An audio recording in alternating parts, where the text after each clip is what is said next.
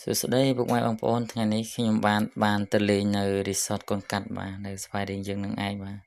អញ្ចឹងបាទកន្លែងនេះគឺមានការថតរូបបាទកន្លែងរៀបចំការថតរូបស្អាតណាស់បាទអញ្ចឹងមានទឹកធ្លាក់ផងបាទមានកន្លែង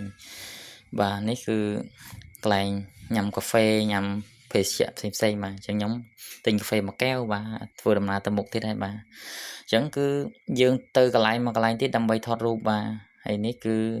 បាទខ្ចោះសម្រាប់ពុកម៉ែបងប្អូនរបស់យើងគាត់លក្ខណៈគ្រួសារបាទអាចហូបជាអាហារផ្សេងៗបាទបន្ទាប់មកទៀតគឺយើងធ្វើដំណើរទៅដល់សាងថ្ងៃឈប់គឺមានម៉ូតូច្រើនណាស់បាទម៉ូតូឡានច្រើនបាទនេះដាក់កាហ្វេមួយសិនបាទអញ្ចឹងបានយើងទៅមុខទៀតបាទ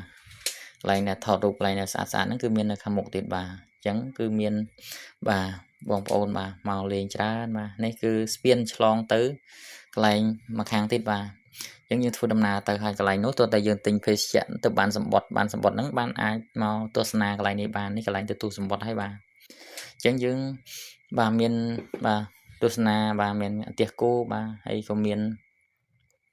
បាទកន្លែងដែលគេការច្នៃប្រឌិតបាទមានច្រើនទៀតបាទអញ្ចឹងមើលទៅតាមជាក់ស្ដែងបាទអញ្ចឹងមានដើមឈើបាទមានកញ្ចុះបាទមាន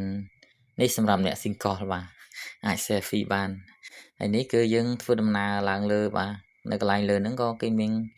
ជាលក្ខណៈកម្មចន្ទាដើម្បីឡើងទៅទីខ្ពស់បាទខាងលើអញ្ចឹងយើងអាចមើលឃើញបានទាំងអស់បាទទិដ្ឋភាពកន្លងជុំវិញហ្នឹងបាទអញ្ចឹងគឺគេមានកន្លែងថតរូបកន្លែងអីដែរបាទតមកគឺយើងចុះក្រោមវិញហើយបាទនេះគឺអ្នកមានស្នេហាបាទនេះមកគូបាទហើយអ្នកខ្លះក៏ single ដែរបាទហើយគឺយើងធ្វើដំណើរមកទិសខាងលិចបាទទិសខាងលិចនៅកន្លែងគេហ្នឹងគឺមានកន្លែងដើរថ្មើរជើងបាទហើយនៅកន្លែងហ្នឹងក៏គឺមានលក្ខណៈជាស្រះទឹកដែរមាន